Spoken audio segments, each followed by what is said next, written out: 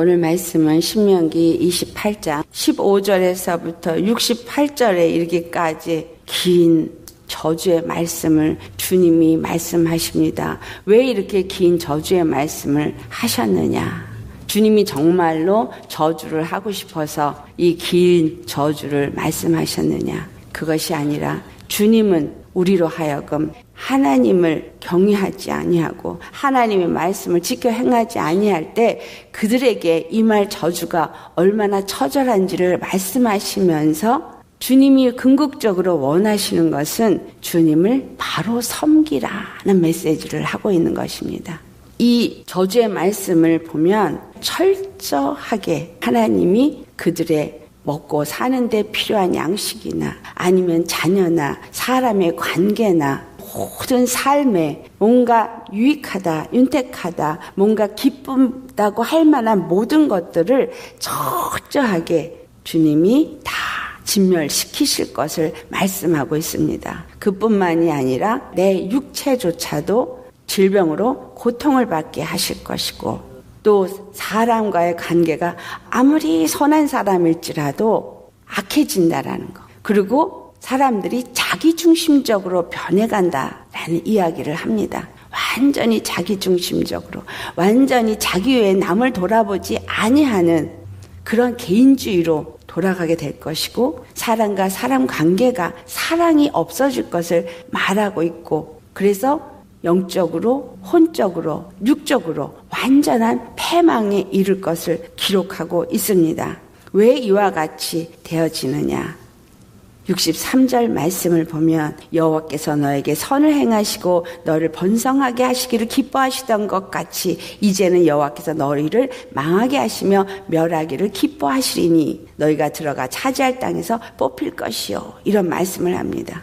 우리에게 선을 행하시기를 원하시고 번성하기를 원하셨던 것은 창세기 1장 28절에 아담을 창조하시고 나서 아담에게 너희는 생육하고 번성하라, 땅에 충만하라, 그리고 땅을 정복하고 다스리라 하는 복을 주셨어요. 근데 아담이 하나님의 말씀을 거역하고 불순종하고 사단의 말에 순종함으로 말미암아 죄가 들어왔을 때 결국은 죄가 관영하게 되어진 것을 말씀하고 있습니다. 또한 노아를 하나님이 홍수에서부터 건져내셔서 새 땅을 주시고 그리고 생육하고 번성하라 말씀을 하셨어요. 그런데 또 노아 후손 중에서 악이 관영한 것을 우리는 알 수 있습니다. 또 아브라함에게 복을 약속하셨어요. 그리고 그에게 아들 이삭이 날 것이다. 이삭으로 말미암아 이스라엘이 세워질 것을 말씀했고 그 말씀대로 이스라엘이 세워지고 그 약속대로 가나안 땅에 그들이 들어가게 하십니다. 이 신명기는 가나안 땅에 들어가기 전에 이와 같이 복과 저주를 말씀하신 것인데 모든 말씀이 하나님은 너희가 나의 백성으로 선택받았고 나는 너희의 하나님이 되겠다는 그 약속을 주셨고 그리고 나서 이제 그 땅을 얻게 될 것이라는 걸 말씀했지만 그 얻게 된 땅에서 너희가 어떻게 살 때의 복을 누리고 어떻게 살 때의 저주를 받게 될 것을 말씀하시는 것은 그 땅에 들어가서 분명히 그들이 어떻게 할 것을 아시기 때문입니다.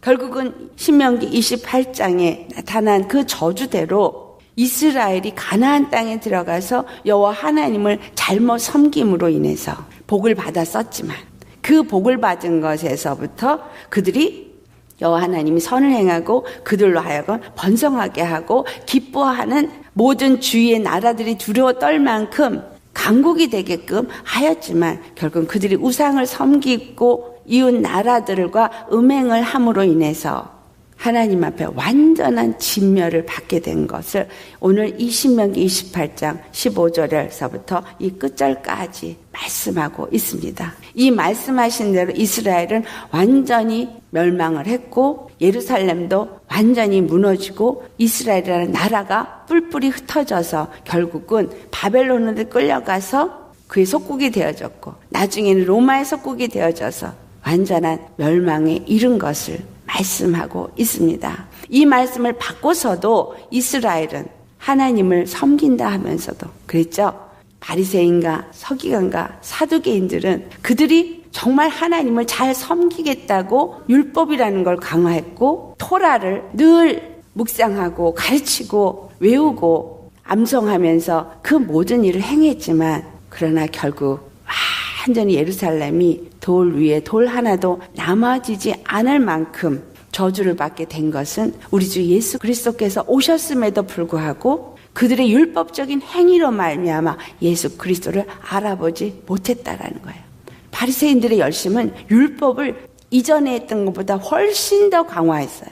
훨씬 더 강화해서 더 죄를 안 지으려고 노력했어요. 그런데 그것을 예수님이 오셨을 때 이 독사의 자식들아 라고 말합니다. 마태복음 23장에 바리새인과 서기관들을 이 독사의 자식들아 하면서 너희가 화가 있을지어다. 이 외식하는 자들아 하고 말했던 것. 그들이 하나님을 섬긴다고 하지만 하나님을 섬기는 것에 그들의 중심이 여호와 하나님을 사랑하는 마음이 없었고 여호와 하나님을 참 주로 섬기는 신앙이 되어지지 못했기 때문에 그로 인해서 결국은 백성들이 완전히 다 멸망에 처할 수밖에 없게 되어지고 다른 복음으로 잘못된 믿음을 갖게 하는 일이 예수님이 오셨을 당시에도 일어나고 있었다라는 거예요. 바벨론에 끌려갔었고 애굽으로 흩어졌었고 그리고 그곳에서 죽임을 당했었고 그곳에서 남은 자 얼마만이 돌아와서 제2예루살렘 성을 중건했지만 그것조차도 완전히 무너지게끔 되었습니다. AD 70년에 완전히 예루살렘은 패망을 했고 로마의 속국이 되어졌다. 이 모든 것이 바로 교훈이고 주님이 너희가 들어가서 차지할 땅에서 뽑힐 것이요 라고 말씀하신 이 말씀이 그대로 이루어진 것입니다. 왜 이와 같은 일을 하였느냐? 그것은 바로 사람들에게 교훈이 되어져. 그 사람들에게 이 모든 것이 여호와 하나님을 나타내고자 하십니다. 58절 말씀 내가 만일 이 책에 기록한 이 율법의 모든 말씀을 지켜 행하지 아니하고 내 하나님 여호와라 하는 영화롭고 두려운 이름을 경외하지 아니하면 그러면서 이 모든 이야기를 합니다. 결국은 이들이 이와 같이 재앙을 당하고 하나님의 진노를 당한 것은 여호와 하나님의 이름을 그 영화롭고 두려운 이름을 경외하지 않았기 때문이다 라는 거예요. 그렇게 복 주시기를 원하시는 하나님이 왜 이들에게 이와 같은 진노를 하셨느냐?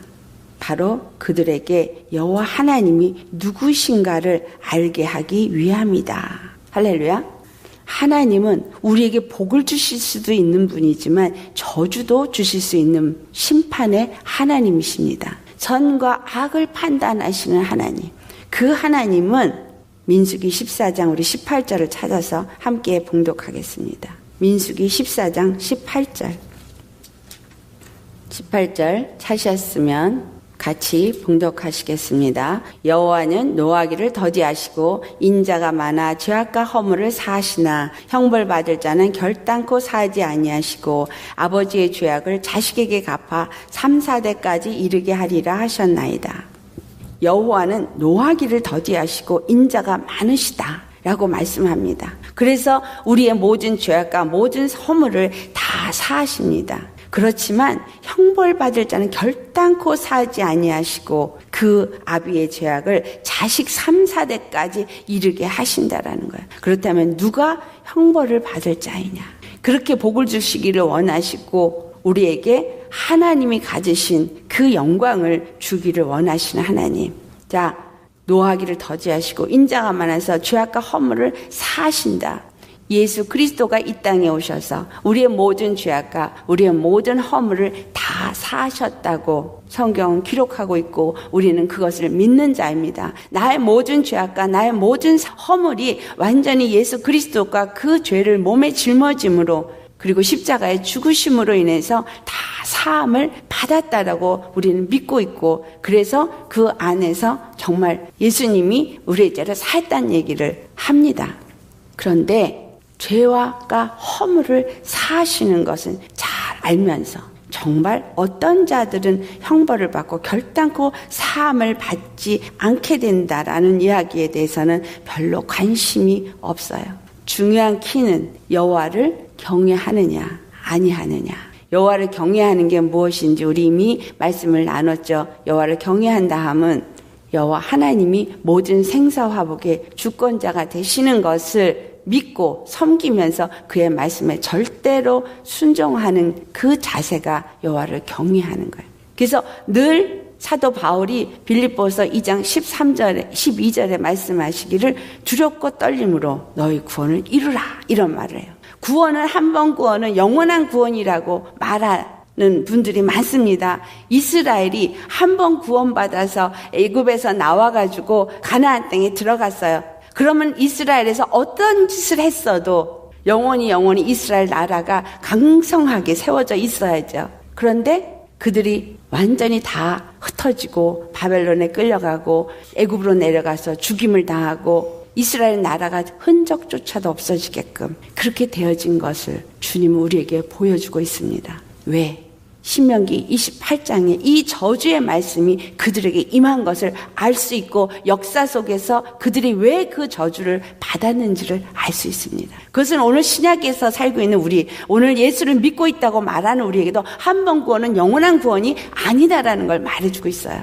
구원의 하나님은 우리를 구원하길 원하시고 정말 복 주시길 원하시고 정말 이스라엘 땅을 기업으로 주겠다고 아브라함에게 약속한 것처럼 갈라디아 3장 29절에 그리스도 예수에 우리가 속한 사람이면 아브라함의 자손이 되어지고 아브라함과 함께 그 기업을 이을 자라는 이야기를 합니다. 그래서 우리가 바로 예수 그리스도 안에서 믿음을 가지고 정말 예수 그리스도의 자녀로 그리스도께 속한 자가 되어지면 하나님의 아들이 되어지고 상속자가 돼서 그 하늘의 기업을 얻게 될 것을 말씀하셨습니다. 그런데 문제는 사도 바울이 말한 것처럼 너희는 두렵고 떨림으로 구원을 이루라고 말한다는 사실이에요. 두렵고 떨림으로 구원을 이루어야 되는 건 만약에 두렵고 떨림으로 여호와를 경외하는 마음이 없다면 우리 주 예수 그리스도가 십자가를 통해서 우리에게 이루신 이 구원을 등한히 여기고 정말 예수 그리스도의 그 십자가를 내가 온전히 붙잡고 따르는 그 믿음이 아니면 이 저주가 우리에게도 동일하게 임하게 된다라는 거죠.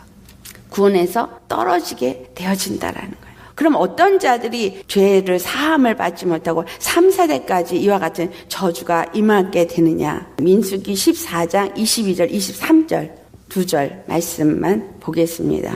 같이 봉독합니다. 내 영광과 애굽과 광야에서 행한 내 이적을 보고서도 이같이 10번이나 나를 시험하고 내 목소리를 청정하지 아니한 그 사람들은 내가 그들의 조상들에게 맹세한 땅을 결단코 보지 못할 것이요 또 나를 멸시하는 사람은 한 사람도 그것을 보지 못하리라. 아멘. 출애굽을 했지만 가나안 땅을 향해서 나아갔지만 그 애굽에서 행하신 이적을 보았어요. 그들은 애굽에서 나올 때 20세가 넘는 사람들이었습니다. 그래서 모든 것을 분별할 수 있는 나이요. 하나님의 역사와 모든 기적을 다 보고 또 미리암이 속옷치고 춤출 때 함께 찬양을 불렀던 사람들입니다. 우리가 예수님을 믿고 구원의 기쁨을 맛보고 찬양하고 함께 주님께 경배하는 이것은 예수님이 십자가에서 나를 구원했다라는 것을 영접하고 경험한 사람이라는 거예요. 그렇게 경험한 사람이에요. 그리고 그 이적도 보았다. 살면서 주님의 은혜 가운데서 이적과 표적을 본 사람들이 바로 이 광야를 통과한 사람들이었어요. 그들이 광야를 통과하면서 만나를 먹었고 반석에서 나오는 물을 마셨어요. 근데 이 모든 말씀이 신약에 있는 우리에게 무엇을 말하는지를 사도 바울을 통해서 말씀하시죠. 하늘에서부터 내려온 만나에 대해서는 예수님이 요한복음 6장을 보면 만나가 하늘로부터 내려온 양식인 예수 그리스도가 되심을 말씀합니다. 고린도전서 10장 2절로부터 4절을 보면은 광야를 통과하면서 모세의 리더십 속에서 인도함을 받았던 것, 그 반석에서 물을 마셨던 것, 이것이 반석이 그리스도라는 것을 말하고 있고 바로 그리스도로부터 생명수를 받아 마시게 되어지는 것을 의미하고 있다라는 것을 말씀합니다. 그런데 이와 같이 주님이 주신 은혜를 맛보고도 그들이 그 광야에서 10번이나 하나님을 시험했어요. 10번이나 하나님을 시험했고 하나님의 목소리를 청정하지 아니했던 것처럼 이 시대에도 예수 믿고 예수님의 은혜를 받고 예수님을 영접했던 사람들이 여호와를 온전히 경외하지 아니하고 여호와를 시험한다는 이야기는 바로 다른 육체의 것을 추구하고 육체를 따라서 갔다 이 말을 하고 있는 거예요. 그 육체의 것을 따라서 갔을 때 시편 78편 16절에 19절을 보면 그들이 나를 대적하고 그들이 나를 시험하고 그들이 나를 믿지 않았다라고 말씀합니다. 여호와의 목소리를 청종하지 않은 사람들은 가나안 땅을 결단코 보지 못하리라. 여기서 말하고 있는 그런 가나안 땅은 예수님을 결단코 만날 수가 없다라는 거예요. 영원한 저 천국에 들어가지 못한다는 이야기죠. 예수님을 내가 만나서 영접하고 믿게 되어지고 그리고 주님을 믿는 사람이 되었다 할지라도 끝까지 여호와를 경외하고 끝까지 그의 말씀을 청정하고 그의 말씀을 따라서 사는 믿음의 사람이 아니면은 하늘나라를 볼 수 없다라는 거죠. 갈렙과 여호수아는 가나안 땅을 들어간 사람. 그 이후에 지금 24절에 보면 갈렙은 가나안 땅을 들어갈 수 있는 것을 말합니다. 근데 출애굽을 한 사람 중에 갈렙과 여호수아 두 사람만 가나안 땅에 들어갔어요. 20세 넘었던 사람들. 그 60만이라는 숫자는 남자의 숫자를 말하고 20세가 넘은 사람을 말해요.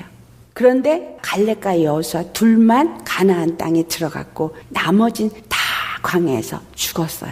그 사람들은 구원받지 못하는 사람을 신명기에 말씀하시는 저주가 가나안 땅에 들어가서 일어난 것을 말하는 것 있지만 또한 이것은 우리의 믿음 생활 속에서 일어나는 일을 말하고 있는 거예요. 구약은 한 픽스된 걸 말하는 게 아니라 어떤 것도 말하고 또 다른 어떤 것도 말해요. 말하자면 출애굽을 해서 가나안 땅에 들어가서 이스라엘이라는 나라가 세워지는 것이 전체 구원을 말하기도 합니다. 그런데 그것이 우리의 신앙, 예수를 영접해서부터 완전히 예수님의 성전이 되어지는 것까지 우리의 신앙을 말하기도 해요. 왜냐하면 내 안에 이스라엘 나라가 세워지는 거고 하나님의 성전이 세워지는 거니까. 또 이것은 우리가 천국에 들어가는 것을 말하기도 한다는 거예요. 그렇다면 이 광야 생활은 우리가 이 땅에서 예수 영접한 이후에 믿음의 삶을 사는 것을 말하는데 이것이 또한 내 심령 안에서 가나안 땅에 들어가서 예수 그리스도의 성전이 되어진 내가 아직은 천국에 들어가지 않은 이 상태에서 믿음의 삶을 살고 있는 사람의 이야기도 하고 있다라는 거예요. 그렇다면 가나안 땅에 들어간 사람은 누굴 말하고 있는 거예요? 광야에서 20세 넘어서 출애굽을 한 사람들이 다 죽었는 것과 같은 의미를 어떤 면에서는 주고 있는데 어떤 의미를 말하고 있느냐.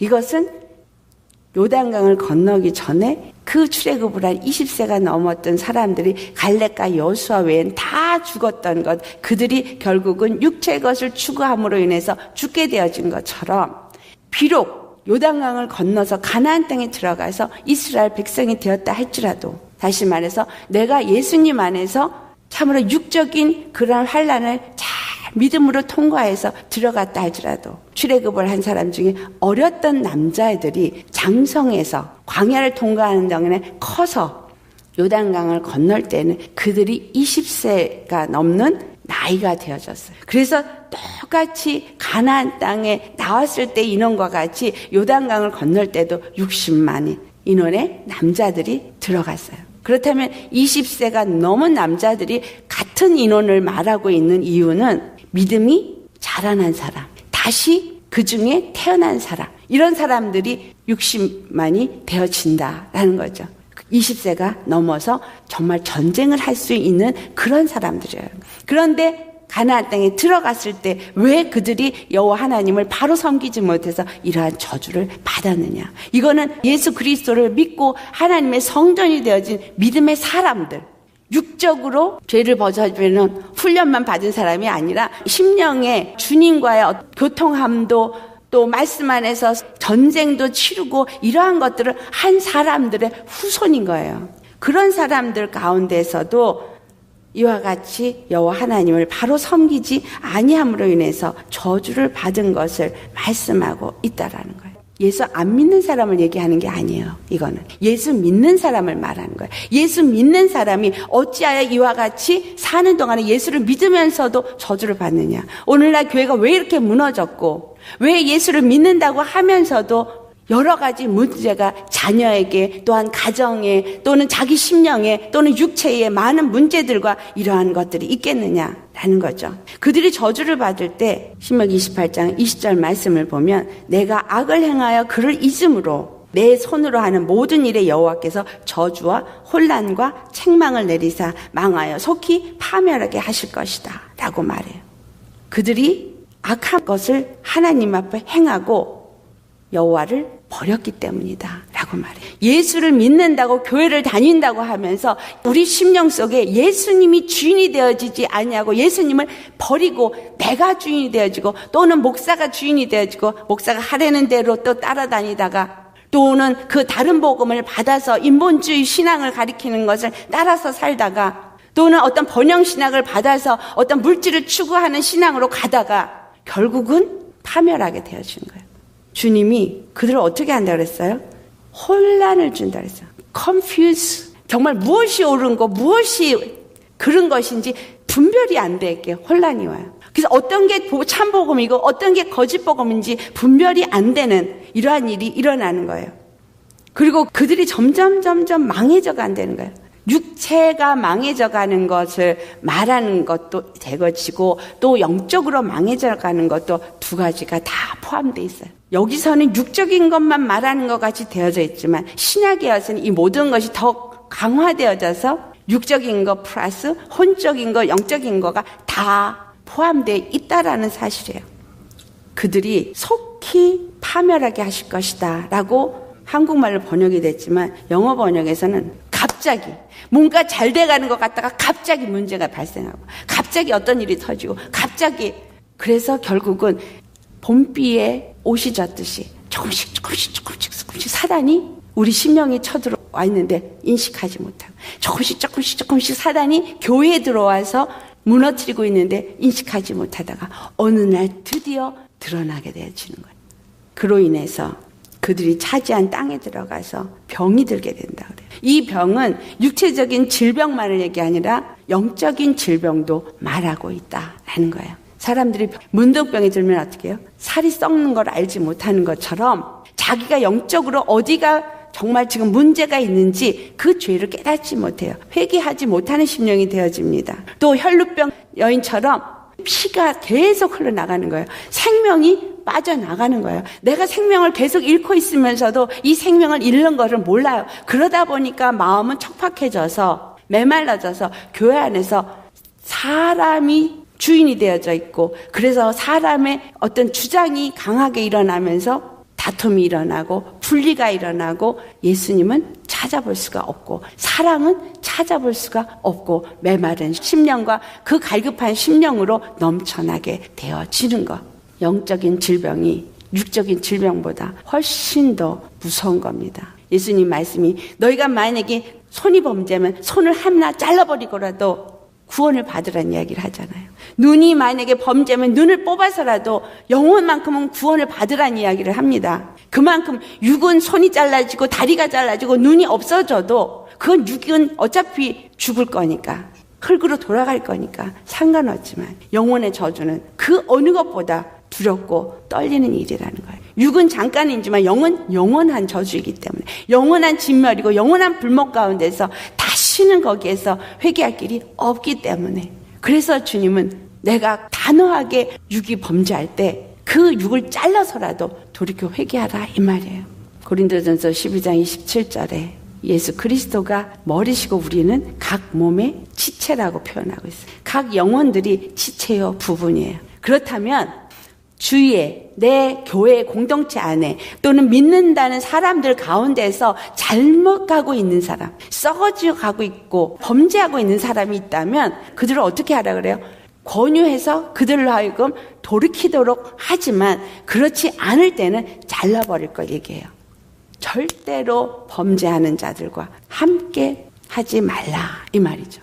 그들과 함께해서 너도 함께 하나님의 그 진멸에 처하는 자가 되지 말라라는 이야기를 하는 것입니다. 23절 말씀 이와 같이 질병만을 주는 것이 아니라 내 머리 위에 하늘은 노시 되고 내 아래의 땅은 철이 될 것이다 이렇게 말해요. 내 머리에 하늘이 노시 된다라는 이야기. 이 말씀은 이사야서 48장 4절을 보면 너는 완고하여 내 목은 쇠의 힘줄이며 내 이마는 노시라는 표현을 하고 있어요. 심령이 완고해져서 목은 완전히 교만으로 뻣뻣해져서 쇠의 힘줄이 되어져서 뻣뻣해서 절대로 굽어지지 않는 거예요. 겸손한 심령이 안 되는 교만하고 완전히 완악한 그러한 자가 되어지는 걸 말해요. 그리고 내 이마는 노시 되어졌다. 이마는 우리 생각을 말하죠. 이 이마는 예수 그리스도의 말씀을 받고 예수 그리스도의 십자가의 도를 받아서 생각이 늘 예수 그리스도 앞에 겸손하게 엎드려지고 죽어지고 주의 말씀을 받아야 되는데 이 하늘이, 이 머리가 주의 말씀을 받을 수 없도록 완전히 내 생각으로 꽉 잡혀 있는 걸 말해요. 하나님의 말씀을 절대로 받지 못하는 옷은 율법적인 것으로 표현되기도 합니다. 그렇다면 어떤 종교의 이론, 그리고 내가 뭔가를 잘하고 있다라고 생각하면 선줄로 아는 것들, 결국은 내가 높아져 있어서 내가 완전히 굳어져서 완악해져서 하나님이 주는 말씀을 못 받아들인다는 거예요. 하늘에 노시 되고 땅이 철이 되어져서 이 모든 것이 아무것도 내가 주님 안에서 주님이 기뻐 받으시는 일을 할 수도 없거니와 말씀을 받을 수도 없는 그러한 강팍하고 완악한 심정이 되어진다라는 거예요. 복을 받을 때는 사단을 우리가 한 길로 들어와도 7길로 쫓아내게 한다는데 거꾸로 내가 도망을 치게끔 되어지고 우리가 머리 될지언정 꼴이 되지 않는다 그랬는데 악한 자들은 점점 왕성해져 가지고 우리의 머리가 되고 우리는 꼬리가 되어진다고 말씀하고 있습니다. 왜 이와 같은 저주가 우리 가운데 있게 되어졌느냐. 히브리서 6장 4절에서부터 6절 말씀 한번 찾아보시겠습니다. 봉독하시겠습니다. 한번 빛을 받고 하늘의 은사를 맛보고 성령의 참여한 바 되고 하나님의 선한 말씀과 내세의 능력을 맛보고도 타락한 자들은 다시 새롭게 하여 회개하게 할 수 없나니 이는 그들이 하나님의 아들을 다시 십자가에 못 박아 드러내놓고 욕되게 함이라. 아멘. 정말 우리가 주님 앞에 어떠한 믿음을 가져야 되느냐. 우리는 오늘 신명기 28장 15절에서부터 마지막까지 있는 말씀을 생각하고 또 읽고 또 묵상해야 될 부분이에요. 얼마나 주님이 이 저주를 말하고 있느냐. 이거는 외면해서는 안 되는 말씀입니다. 정말 우리 심령 속에 하나님을 경외하는 믿음을 가져야 하고 우리 주 예수 그리스도만을 경외하고 우리 주 예수 그리스도의 말씀이 무엇을 내가 말하고 있는가를 잘 경청하면서 정말 그 저주가 내게 임하였다고 생각되면 저주가 내게 임하지 아니하도록 회개해야 합니다. 6장 8절 말씀 보면 만일 가시와 엉겅퀴를 내면 버림을 당하고 저주함에 가까워 그 마지막은 불사름이 되리라. 우리 삶에 예수를 믿으면서 정말 어떠한 열매를 내가 내고 있을 것인가.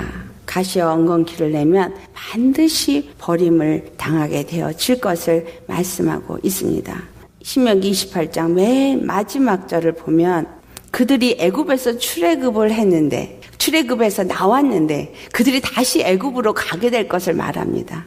죄의 종이 되었던 우리가 건짐을 받아지고 그리고 예수 그리스도의 아들이 되어지고 구원에 이르게 되었는데 다시 죄의 종이 되어질 것을 말하고 있는 거예요. 나는 어떤 자가 되기를 원하십니까? 주님 안에서 주님이 주어진 그 십자가의 구원이 우리에게는 늘 내 중심에 있어야 한다. 그래서 예수님만을 찾고 회개하고 주님을 향해서 십자가를 향해서 늘 매일같이 가는 사람은 비록 이러한 저주가 있다 할지라도 하나님은 왜 이 저주를 말했냐면 하나님 앞에 회개하고 돌이키라고 주신 말씀입니다.